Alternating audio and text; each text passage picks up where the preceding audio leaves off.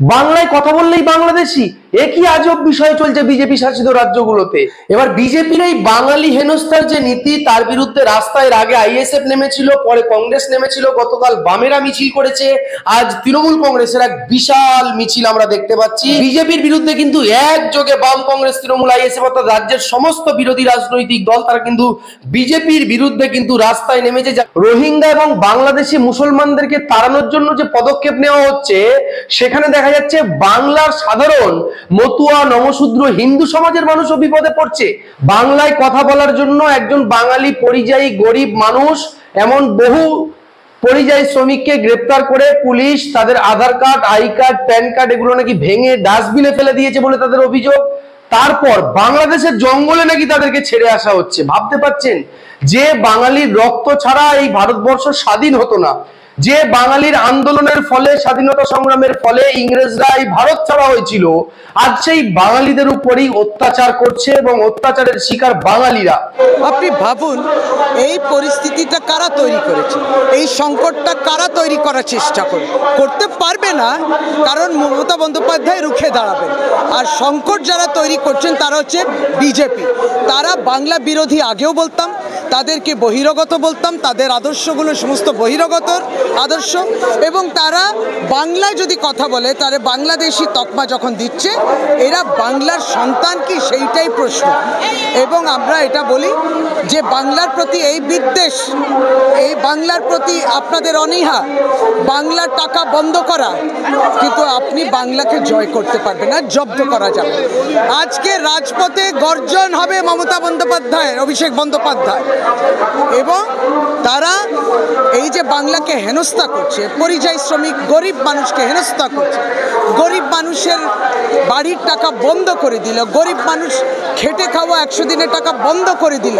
এরা বাংলাকে ভালোবাসে না এবং বাংলাও তাদের ভালোবাসে না। আমরা বাংলা ভাষায় বলবো, স্বমহিমায় বলবো, স্বগৌরবে বলবো। দেখুন, বিজেপি নিজের কফিনে শেষ পেরেকটা পুঁতে দিয়েছে। এরা আপাদমস্তক বাংলা বিদ্বেষী, বাংলা দ্রোহী তো ছিলই, এবার এরা আমাদের মাতৃভাষাকে অপমান করা শুরু করেছে। বাংলায় কথা বললে বাংলাদেশি বলে দাগিয়ে দিচ্ছে। আসলে এরা বাংলার ইতিহাস জানে না। বাংলার নজরুলের বাংলা, রবি ঠাকুরের বাংলা, আর বাংলার বীর সন্তান নেতাজি সুভাষ বোসের আত্মরক্ষীর নাম মোহাম্মদ নিজামুদ্দিন। যারা বাংলার সংস্কৃতি, বাংলা কৃষ্টি, বাংলার সম্ভ্রমকে অপমান করছেন, তার প্রতিবাদ বাংলা করবে। আর আজকে তার প্রতিবাদে বাংলার মুখ্যমন্ত্রী মমতা বন্দ্যোপাধ্যায় এবং তৃণমূলের সেনাপতি অভিষেক বন্দ্যোপাধ্যায় রাজপথে নামছে।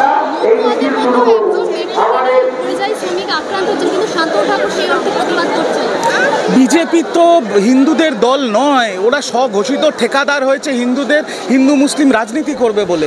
কিন্তু সব রাজনীতির ঊর্ধ্বে আমার বাংলা ভাষা, আমার বাঙালির পরিচয়, সেই বাঙালি পরিচয়, সেই মাতৃভাষাকে আক্রমণ করছে বিজেপি। এর জবাব তৃণমূল কংগ্রেস দেবে, এর জবাব বাংলার মানুষ দেবে। বাংলা পক্ষ বলছে যে বাংলা ভূমিপুত্রকে ধরে রাখতে পারছে না, তাই ভিন রাজ্যে কাজে যাচ্ছে, তাই এরকম পরিস্থিতি সৃষ্টি হচ্ছে। এটা নিয়ে আমার কোনো মন্তব্য নেই। সবার বাক স্বাধীনতা আছে এই বাংলায় অনেক কথা বলার। এই বাংলায় তো গণতন্ত্র আছে, তাই সবাই সবার মত রাখতেই পারে। বাঙালিরা যোগ্য জবাব ভোটের ব্যালট বক্সে দেবে। আপনি যে মাটিতে আজকে দাঁড়িয়ে আছেন, দেখুন মাটিটা কাঁপছে, মমতা বন্দ্যোপাধ্যায় হাঁটছে, মাটি কাঁপছে, আকাশ বাতাস কাঁপছে। অভিষেক বন্দ্যোপাধ্যায় যুব সমাজের আইকন, সে হাঁটছে। এবং আমরা যোগ্য জবাব সবসময় দিতে পারি এবং অন্যায়ের বিরুদ্ধে সবসময় রুখে তৃণমূল কংগ্রেসের কর্মীরাই দাঁড়ায়। শ্রমিক ভট্টাচার্য বলছে যে আমি রাজনীতি করছে এগুলো বলে। শুনুন না, উনি আগে বলুন যে মমতা বন্দ্যোপাধ্যায়ের মতন ক্যারিয়ারটা হোক, তারপর ওনার উত্তর দেব।